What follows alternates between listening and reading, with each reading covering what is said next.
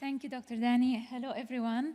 So as Dr. Danny said, my presentation is about non-facial and genital skin rejuvenation. So first, for sure, we need to know what are the differences between the facial and the non-facial skin aging. We have, due to different factors, to multiple factors, differences in the aging process for both. We'll start with the structural differences. For sure, we know the facial skin is thinner and more sensitive, and it has higher density of sebaceous glands. It's important to know about the sebaceous glands because we know we have faster healing when we're doing any treatments for the face. For example, when we're doing microneedling for the face and the neck, we see like the neck will take double the time the face will take for the full healing. For the body, for sure, we have thicker and less sensitive skin. Due to that, the facial skin is showing earlier signs of aging. It's also important to keep in mind the thickness of the skin in each body area. So for the facial skin, we have an average of 1.4 millimeter of the skin thickness in most of the areas. For the body, it will go for sure higher. So why is this important? Because we need to know the depth we're treating with each device, where we want to focus the maximum of our energy, whether we're doing radio frequency, ultrasound, if we're injecting where we want our injectable material to be, which layer. So it's always important to keep it in mind because we see a lot of practices where we're going so deep in the body, considering we can go up to 6 and 7 millimeter, which is not true.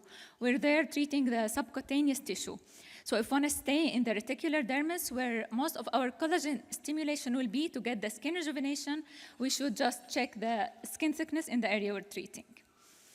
Coming to the skin, the sun exposure and the environmental factors, for sure, we know any area that is exposing to sun and the environmental factors more will age faster, and this goes to the facial skin and the exposed areas of the body like the neck, the hands, and décolleté. For the hormonal changes, the facial skin is more sensitive to that, and the aging in the body is less gradual due to less hormonal fluctuations. For the muscle movement, for sure, we know the facial skin is experiencing more facial expressions leading to the dynamic lines. For sure, both the body and the facial skin are exposing to the intrinsic factors which affecting the same way. So in conclusion, the body skin aging is more gradual, and the facial, for sure, it's showing faster signs of aging with time. So what is the definition of rejuvenated skin? It can be divided by improved texture, elasticity, and hydration, and it's appearing as youthful and radiant. To have a skin rejuvenation, I call it a skin rejuvenation chain. We should start with the prevention always, as we know, like the sun avoidance, the healthy lifestyle, and for sure the smoking avoidance. Coming to the reverse, when we have already the signs of aging and we start to treat with our different skin rejuvenation methods and maintaining the results we have with regular non-invasive skin rejuvenation treatment plan. For sure, we should customize it depending on each age as per any patient needs. For sure, also with maintaining a healthy lifestyle with antioxidants, with everything we know about this. So as Dr. Summer mentioned in details most of these treatments, I'll just mention what are the methods we have enhanced to think when we think about the body skin rejuvenation. It's quite similar to facial skin rejuvenation with different utilized for the machines and the injectables. But we have the general chemical and mechanical resurfacing. We have the same injectable soft tissue augmentation, whether the hyaluronic acid fillers or other synthetic fillers, and the fat transfer. Also, we have the wide range of the laser and other energy-based devices, like the resurfacing lasers, whether ablative or non-ablative, the vascular and the pigmentation lasers. And regarding the non-laser other energy sources, we have the IPL, the radio frequency, and the high-intensity focused ultrasound. So now talking about some areas in specification, like talking about the external genitalia.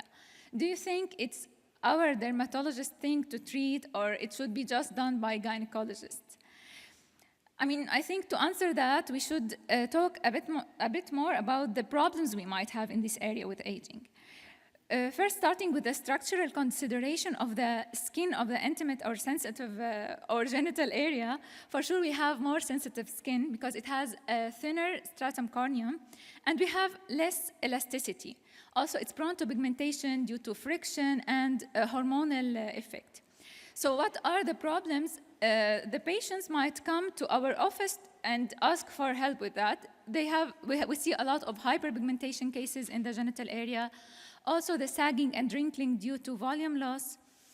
Disproportion and asymmetry, it's a very common thing to see in our offices, and dryness, rough changes, these problems. So the treatment options that works for this area in general is the resurfacing lasers. For sure, we prefer the fractionated ones to have less healing time because it's a sensitive area. Radiofrequency for tightening, it's been used a lot, and chemical peelings with the hyaluronic acid fillers. I really find it so important before starting thinking of the treatment we can do to assist first the psychological motivation of the patient coming to the clinic and seeking this kind of treatment. So we should discuss the genital self-image, the GSI. First, it refers to a woman's subjective perception and feelings about their genitalia. So it has a huge impact on their sexual function, their quality of life, and it's affected a lot with the cultural influences and the images they're getting from the media and affecting their perception of their self-image.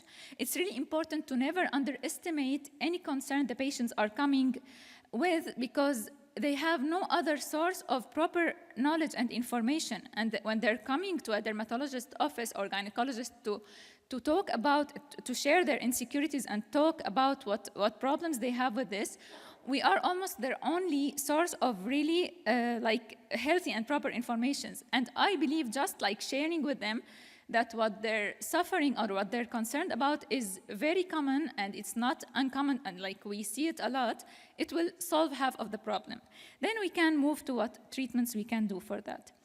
So this is a case of a fractional CO2 was done for the external genitalia, and we see the improvement in the color, the pigmentation, and the skin texture. And this is a case of skin tightening for the labia majora with a radiofrequency, bipolar radiofrequency. You can see the before and after also. It's like it did a very good job. For sure, when we have very severe cases of laxity, we should refer them to the surgical option for the labioplasty. But there's a lot of moderate and mild cases we can fix with our, like with the devices we have all in our office, and we are so familiar with their use. This is a case of mine as well. It was. It's for the sagging. We correct that with hyaluronic acid, the filler injection. It was 2 milli per side, 2 syringes. So it's also giving very good improvement regarding mild to moderate sagging and for the hydration. Moving to the hands, also hands are one of the areas that expose a lot to sun and a lot to chemicals. They're also experiencing a lot of mechanical forces, so we are seeing a lot of skin aging, the thinning, the wrinkling, and the hyperpigmentation. Also, something unique about this area, we're seeing a lot of volume loss with aging, leading to visible veins and tendons. We're seeing also the textural changes, whether dryness and roughness. So the treatment options, we have the injectable fillers, whether the hyaluronic or the other collagen biostimulators, the resurfacing lasers, and the chemical peeling. With a CO2 fractional laser, you see the improvement in the skin laxity. This with chemical peeling, you can see the improvement in the pigmentation, the sunspots. TCA was used here. And this is a case of mine also. It was a hyaluronic acid injection to cover these veins and tendons showing. She was a young lady with a lot of volume loss in the hands, and this was corrected by 2 ml per side. So now moving to the neck and décolleté, the same thing. It's an area that exposes a lot to sun. We have a very thin dermis in this area. Actually, it's less, the skin thickness in the neck is less than most of the facial skin areas. So we should be careful with that also with using our devices. And it's something unique about the neck. It has 2 types of lines. We have the horizontal lines that's happening because of the wrong posture habits and a lot of mechanical stress and movements leading to what they call it tech neck. And we have the platysmal bands causing these vertical lines. So we're seeing, as we say, the horizontal lines and the vertical lines, and we're seeing a lot of skin laxity due to the elasticity loss. The treatment options, also we have the soft tissue fillers, whether hyaluronic or other collagen stimulators. We have the neuromodulators in this area, and also it's working very well on the décolleté area because the platysmal muscle is going down there up to the décolleté area. And we have the radiofrequency, whether the microneedling or the normal radiofrequency for tightening. This is a very beautiful case, was done in the skin clinic in Beirut to Dr. Dani and Dr. Jawed and his team. It was just after one session of the microneedling radiofrequency. And this is one of the areas we see men coming to the clinic for body treatments. So when we see body treatments, we see most of our cases are women. Neck, it's one of the areas that we see men coming for this treatment as well. Here, it was neck laxity correction with calcium hydroxyapatite, and they did imaging to see the improvement in the dermis thickness after the after photos were taken after 120 days. So it's really important to keep in mind when we're working on collagen stimulation, whether with the injectables or the machines, to know that we need the full time to see the effect. So it's taking up to 3 to 4 months to see the final results. And I always mention this to my patients so they know what to expect. This is a correction for the platysmal bands with a botulinum toxin, and actually I don't know why they were using all these doses. It was quite a high dose. Usually we can get good results also with less than this. It was used like 125 units. Now other areas of the body like the buttocks, the thighs, the knees, and the abdomen. These areas, they have usually thick subcutaneous tissue. They're going under a lot of gravity effect and the sagging we see with aging. We're seeing fat distribution changes with aging, so some areas are losing fat, leading to sagging, and it's accumulating in other areas, leading to changes in the body shape. It's also undergoing the muscle strength and the physical activity to each person. So what we're seeing a lot of sagging, wrinkling, skin laxity in these areas. We're seeing cellulite and stretch marks. It's a specific also skin problems. We find it with time in these areas. So this is a nice case of skin laxity improvement, was done by 2 sessions of microneedling radiofrequency at the skin clinic in Beirut, Dr. Dani's team.